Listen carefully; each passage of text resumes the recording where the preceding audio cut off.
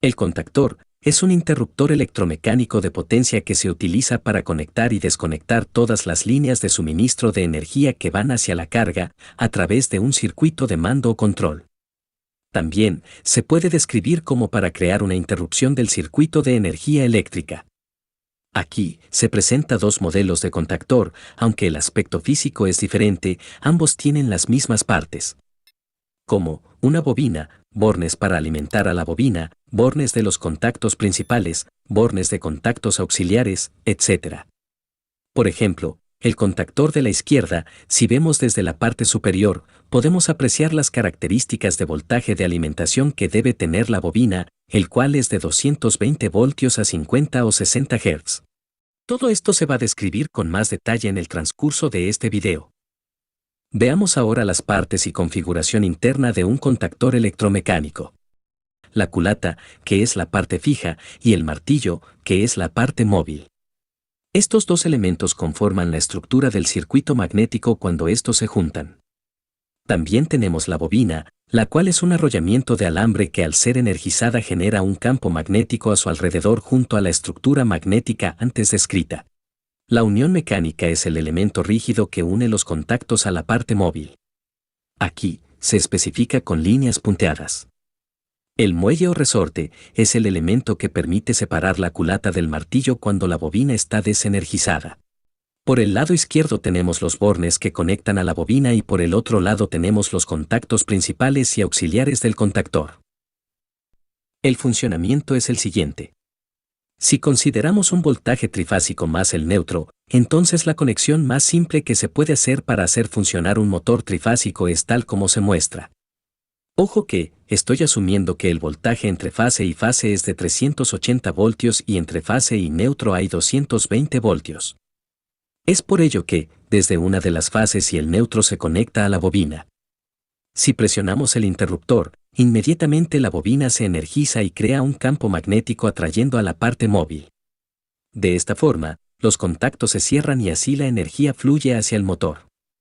Ojo que, las líneas que se mueven no indican el sentido de la corriente sino indica el viaje desde la fuente de energía hasta la carga. La corriente que se genera al inicio cuando es excitada la bobina es una corriente muy elevada. Para ello es que, la culata y el martillo se unen para que así esta corriente disminuya y la bobina no se malogre. Cuando se desenergiza la bobina, la parte móvil regresa a su estado por defecto a causa del muelle o resorte. De esta forma, los contactos se abren y dejan que la corriente fluya hacia el motor. Aquí tengo dos contactores electromecánicos de diferentes modelos y marca. Veamos brevemente las partes externas de este contactor, pues el otro también es similar. Este dispositivo se compone de tres partes fundamentales y son: la bobina, que es básicamente un electroimán, la cual sus bornes para conectar se encuentran en la parte superior. Aquí nos indica que la bobina se debe alimentar con 220 voltios a 50 o 60 Hz. O sea que, entre A1 y A2 debe conectarse a 220 voltios en corriente alterna. En otros casos, la bobina se alimenta con 24 voltios, 110 voltios o cualquier otro voltaje el cual vendrá especificado en el dispositivo y hay que tener en cuenta. Por la parte frontal tenemos los contactos principales, L1, L2 y L3 que son las líneas de entrada. Y T1, T2 y T3 que son las salidas de trabajo. Mientras que los bornes 13 y 14 forman parte de un contacto auxiliar normalmente abierto. Por la parte inferior tenemos al borne A2, que es el mismo del que está aquí arriba. Aquí nos dan una tabla con especificaciones de corriente, voltaje, potencia y más datos adicionales que posteriormente se explicará con más detalle. Al energizar la bobina a través de los bornes A1 y A2, esta pieza móvil se retrae, permitiendo cerrar o puentear todos los contactos. Este otro contactor es similar. En la parte trasera tenemos los tres contactos principales de entrada y por la parte de abajo sus respectivas salidas. Aquí tenemos un contacto normalmente abierto y su respectiva salida. El siguiente es un contacto normalmente cerrado. Estos dos contactos son contactos auxiliares. La alimentación para la bobina se hace a través de A1 y A2. Aquí una animación de lo que sucede en el interior del contactor. Al energizar la bobina, esta genera un campo electromagnético que atrae a la parte móvil del contactor.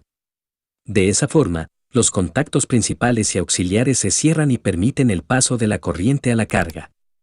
Si se desenergiza la bobina, entonces, el resorte ubicado entre la parte móvil y la bobina empuja a la parte móvil a su lugar por defecto. El esquema más básico que se puede hacer para usar un contactor con autorretención es el que se muestra, donde en la parte izquierda están los esquemas de mando y de potencia, y en el lado derecho está el circuito representado con elementos físicos. El esquema de mando se compone de los siguientes elementos: un interruptor termomagnético, aunque en el símbolo indica que este debe ser un fusible. Un pulsador de parada normalmente cerrado, un pulsador de marcha normalmente abierto y la bobina del contactor que sería KM1. Este es el circuito donde el operador puede interactuar para controlar el sistema. La segunda parte es el circuito de potencia, el cual se componen de un interruptor termomagnético tripolar y el contactor en sí. En esta parte es el que se usa para conectar las cargas de alta potencia como motores, calentadores, sistemas de alumbrado y más. Como vemos, el contactor es el que permite el enlace entre circuito de mando o control y el de potencia. Con este elemento se puede controlar a grandes cargas. Aquí tenemos todos los elementos conectados como se mostró en el esquema anterior. Por este lado tenemos el interruptor bipolar para el circuito de mando. También tenemos al pulsador de parada, al pulsador de marcha y el contactor. Estos pulsadores están conectados al contactor de manera que se genere una autorretención. Por el otro lado tenemos el interruptor tripolar, donde se encuentran conectados los cables de potencia. Estos cables son de mayor sección transversal que los cables que se usan para el circuito de control, ya que por ellos va a circular mayor corriente. En mi caso, voy a probar el funcionamiento con un bombillo. El voltaje que hay entre los cables azul y rojo es de 220 voltios en corriente alterna. Probamos este circuito, subimos la palanca de los interruptores.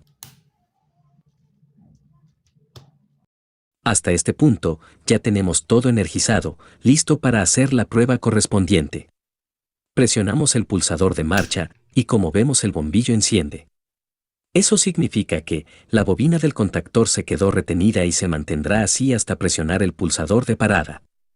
Presionamos el pulsador de parada, y como vemos el bombillo se apaga, ya que los contactos del contactor regresan a su posición por defecto que es abierto.